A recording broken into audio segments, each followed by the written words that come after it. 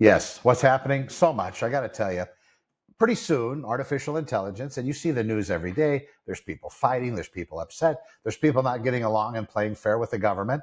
And then there's the government maybe not wanting to play fair with others. So you can see this unfolding, the anthropic issues out there. And there's probably going to be people on either side of that camp saying, well, the government, that's government overreach and whatever it may be. And Anthropic says, well, we have a certain rule book in place that we don't want to violate our code of ethics or whatever their position might be.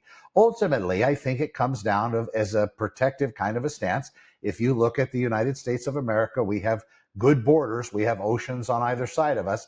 But even with that, people are trying to get in here all the time. And I'm not talking about aliens or illegal aliens or anything of that nature. I'm talking about getting into our systems, hack our systems. And the smarter AI gets, the more capable it will be at doing that. And ultimately, I believe our power grid and the way that we have our power supply outlined, there could be a glitch that causes that system to go down, an on purpose glitch, something caused on purpose. So having said that, I think that, having all the protective measures in place is very, very important for all of us to live together as human beings. Now, that's not going to stop us from fighting with each other and being racist towards each other and being pissed off at each other and having totally different views on a political scale than each other's. And somebody that doesn't really like the Dallas Cowboys. I can't imagine who you are, but there are those of you out there that don't like them. Anyway, I'm very nonpartisan in sports, but then I thought I'd throw it out the Dallas Cowboys because that's really the only team I remember. All right, so now we move into artificial intelligence. How is this going to look in the future? And if you watch the little quibbles and the little complaints that these mega billionaire companies are going after each other for, it's interesting to find out that China, with their models, they are using something called distillation to be able to pull data from others. Basically, they're circumventing the entire training process. They're going in and they're using their tools, and they're asking all of these many hundreds of thousands, if not millions, of inquiries to get answers to specific questions. That trains up their model instead of having to use, from what I understand, all of the compute and power necessary to do one from ground zero like Claude might do, and so on. These companies, however, they've probably done a little cross-pollination with regard to the taking of other people's information from time to time. If you look at the historical record, the lawsuits having been filed, I think it seems like everybody's been accused of something at one point of the time called distillation. They've been kind of taking information, kind of looking over your neighbor's shoulder and looking at their math problems and the answers and using some of that information. Now, I'm sure there's going to be lawsuits set. There's going to be attempts to try to shut down other companies because right now it is a big fight for the winning card, the winning move. And that brings me to China. China has some models out there. DeepSeek is one of them, probably the more famous. And they talk about that system, you learning from others via this distillation method. But as they train it, as they bring it up higher and higher in capability, China just released today, they're mentioning that they're not going to release it to the Western markets right away. And it's because they're a little angry at the Western markets because there's a particular type of microchip that we're not allowing to be released in their country. So that causes them not to advance as quickly, well, at a particular schedule, maybe that we would rather see than something as advanced as the United States. So we're kind of on purpose holding them back from being able to develop that technology on the AI realm like maybe they potentially could if they had all the more advanced chips. However, what that does is whenever you constrict some people that really want to go through, they do something called innovative research. They have a good idea.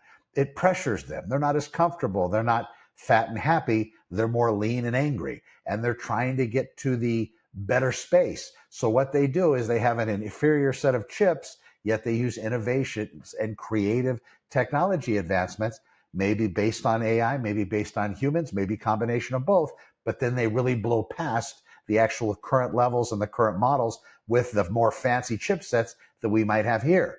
That is the way to maybe hurt yourselves if you don't think about this on a larger scale. Now, of course, maybe if they would have had the faster, the more better chips allotted to them and allowed to purchase, then maybe they would have blown way past us because they would also still have conducted the innovative type strides that they developed in their countries. Now, what does this mean for us? Probably not a lot. We are watching as it seems like the big five or the big seven here in the United States still claim that they're running the game. I do know that I've used these other models from other countries, for example, DeepSeek, and it's pretty impressive at where it is. But again, I don't have the breadth of knowledge, the breadth the stance, the wide nature of knowledge as some of the people that have these podcasts that talk about where things happen to be. They come from coding backgrounds. They're making money hand over fist. I don't even have health insurance, but I am watching as this continues to develop. And it's very interesting to me to see how easily people are being overrun by these systems, and not overrun in a way where it seems to be harming too much, but overrun in a way where their expectations are starting to be dulled. Like, we've already seen the unicorn pony. We've already seen the monkeys and the cats dancing. Now we're getting tired. We want to keep seeing something new. And then something new comes out and we're okay for another couple weeks, and then it's boring again. So it's moving really fast. I don't know when that itself taps out and we lose complete interest in the whole thing, going back to Mother Nature and wondering what it's like to stand at some massive mountain bluffs and stare up, or in Scotland looking at that land, or Norway or Finland, and just really absorbing that, making that more real to us than any kind of virtual world could be. We'll watch here in the next few weeks as artificial intelligence is going to get so good, so much more amazing than our comprehension, is all the models are pretty much going to look the same all across the board. Your ChatGPT is going to be kind of the same as Grok. They're only going to have some maybe little idiosyncratic differences in there, maybe because of the model maker or the person that owns the company. Maybe they've also programmed into it, telling AI, can you make this as addictive as possible and give the largest dopamine spikes, however the screen's going to render, however that particular access point looks. Maybe they're going to change it. It's going to be more of an onboard human type thing. I know that the biological components, they're coming quickly. They're going to start enhancing human beings to a certain point, and that's probably going to just blow the lid off of everything. Something else that everybody seems to be talking about, I hate to say that, a few people are talking about longevity, about us getting to escape velocity. And what that means is getting to that point where if we live 1 year, we reverse our age 1 year. And then we live 2 years, we reverse our age 4 years. And it just continues like that. So eventually our lifespan could be hundreds, if not thousands, if not forever or infinite, depending on if we get hit by a bus or have a safe fall out of the air and smash us. So that being the case, people are watching that as well. What's your longevity timeline, and how long do we want to live? Now, also, if you look at the dynamics, it seems like we're not having kids as often as we did in the past. That seems to be shutting down, but it's interesting that the timing of it is when we're going to have people start to live a lot longer. Then you have retirement. And retirement, if you look back at the history of when retirement was sanctioned or how that even came about, I think it was before the Germans, but still German. Anyway, look that up a little bit. I did a little bit of looking on that at one particular time in my life, because retirement, if you have your brains and if you have your abilities, besides all those biases from all those years you've lived, depending on what kind of life you live, you might be an actual asset for another company. Now, when you watch the heads of these companies do their podcasts and do their talks, they're always talking about younger generation. Very often, less than very often, hardly ever is it mentioned that there are people in my age range, 56 currently, born in 69. Very rarely is it mentioned that we have some kind of an ideal idea, some kind of a good move, some kind of a brainiac kind of a storm where we're able to give of ourselves and become kind of famous on the map. You don't see that happening very much. And if it does happen, it's not being talked about because they're embracing the younger people of the world. Now, I appreciate the younger people of the world, but if I was going to buy something, I might want to buy something from somebody that might not be as young. And there are some young people I met that are spectacular. Of course, I would buy from them all day long.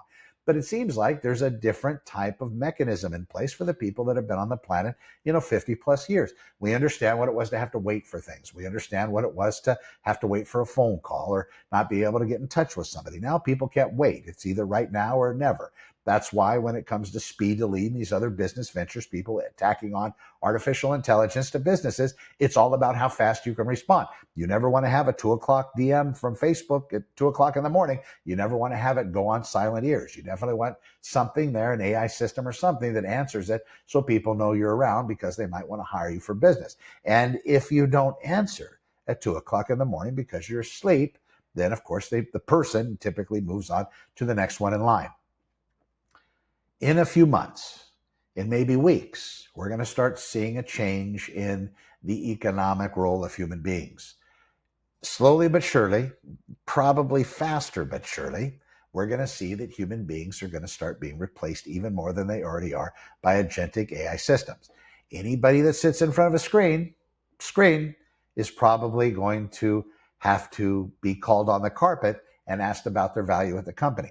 And the company itself might not even ask. They're going to just look at it and say they sit in front of a screen all day long. They do these things, and we could easily hire an AI that's being trained by one of the big companies out there because, folks, they're training replacements. They're training hundreds of thousands of agents. Those are like hundreds of thousands of very, very smart, capable entities, kind of like people without the biological component, but they have access to everything you have access. The only thing that they probably won't do is file sexual harassment, which I don't know if you look at Moltbot, if you look at this, basically it's like a Reddit for agents, for actual AI agents. They talk a lot of crap on there. So maybe they will file those things. And if they'll be listened to, who knows? But they usually won't do that. They're not going to get in trouble for sexual harassment at the water counter. They're not going to take any sick days. They're not going to have a family emergency. They're not going to have daycare, childcare issues. They're not going to have any of that. And if you work in front of a screen, probably something to consider. Now, what are you going to do? Are you going to go retool yourself? Or are you going to go out there and learn how to be an entrepreneur? Because, of course, you would have done that earlier if you knew how to. That's what they keep saying. You're going to have an opportunity. It's moving very fast. I would at least start messing with some stuff, kind of figuring out what this AI thing is all about. And if you're not on ChatGPT or Gemini or Grok or any of these, spend the $20 a month if you can afford it. I know it's a stretch in some cases. I totally get that. Trust me. But maybe spend a little bit and see what it's like. But of course, exhaust all the free stuff you can out of it and see what it looks like. See what it can do for you. If you have an idea, if you see a problem, some kind of a problem out there that exists, and you believe that a computer can solve it or coding can solve it or making some kind of an app or a web-based interface or a website could fix the problem, then call it into existence. What do they call Vibecoding? Vibecode it. Talk to the LM. Say, I see this problem in the world and I think I could fix it. Is there something you could build that addresses it? And you don't have to get super precise in the presentation of the question, and see what it says. Maybe it'll come back and say, yeah, I can build you something like that. Why don't we try this? Why don't we try that? And just work with it and go back and forth. You'll be surprised what'll end up happening. Who knows? You might come into the next, open claw type idea, like the cat that built that system. Maybe that's your idea, and you'll get found out there, and then all of a sudden they'll be buying your loyalty for $500 million. Anyway, I know that's fantasy for a lot of people. I know this is going to be a little bit more difficult before it gets easier. I'm just telling you, you got to find those people close to you, align with them, be with them. And if you got kids or younger people in the world, I know it seems like just a shit show and so unfair. And maybe I'm wrong. Maybe all this stuff about us displacing a lot of human workers and about the economy having issues. I mean, it's really big. It's really fantastic. And the stock market's just humming along beautifully. But all those companies at the top are AI. And I don't think there's a bubble there. Don't get me wrong. But when there's not enough labor to pay for stuff because they don't have a job anymore, because they were replaced, the circle, the wheel stops. There's no more wheel. Now, if they tax more AI, more flops or more compute charges for taxes, and maybe pull that out to the public sector and then make that work across all fields, and then look at a human being working a couple thousand hours a year, AI without a break would be over 8,000 hours a year. So you could at least replace that person, put AI in there. It's going to be 4 or 5 times more effective than a human being. Plus it learns across all disciplines and is much smarter in most regards, and someday all regards. So then you could maybe monetize a few other folks with that same allotment for AI. That way that keeps that cat buying stuff and keeps a couple of his buddies buying stuff. So the wheel keeps turning. And I know that's very simple. That's motor cop stuff because I was a motor cop a long time, but that seems the way it's going to work, to cut jobs and have people not have work anymore, and then feed them like they live in a zoo in a cage, and give them that kind of exposure, that kind of sustenance via monetary with the government and printing money. I don't know if that's the right place. And then finally, I'll close with this. They say, okay, we're going to give you universal basic income. Everybody's going to have money all across the board. It's not going to be a problem because the cost of things is going to come down. Energy is going to be so cheap. Things are going to be so cheap. They'll be able to print, a ribeye steak. They'll be able to print them. No problem. It'll have just as much palatability as a real ribeye steak coming right off an Angus steer. But no, this is what's going to happen. So they'll be able to print all that stuff. It's going to be cheap. But then if we don't have a job, where's that alignment? Now, we haven't worked like that forever, but there's been certain people, the blacksmith, that's what he did. The guy that made pottery, the guy that made swords, the guy that made armor, the guy that, brought in the food, the guy that told the field, the soil. I mean, These were jobs. So if everything's provided for us, where do we go? Now, do we just venture off and start, learning how to paint by numbers and learning how to color and draw things and speak new languages and go hike places on the planet? Or do we get embedded with some kind of technology that allows us to check out in a dream state for multiple hours and live several lifetimes in that short 8 hour, 10 hour dream? Can you imagine? But what are people going to like more? Are they going to like that real human connection? Because if you look at China, apparently the AI romance is all a thing out there, and it's already here too. We're not that far. So that kind of cuts down on the amount of kids that's had as well. If you can have a relationship with something that's everything that you want, and you think that it's human besides the bodily component, well, the bodily component, yeah, it's coming. And from what I've seen, it looks like it's coming. There you go. Anyway, I hope this is well. Please reach out, Connor with Honor, and let me know if you have any questions. I'd love to discuss some of this. And I hope I'm wrong. I tell people when I'm talking about this, I hope I'm wrong. We'll see you in the next one. Be well.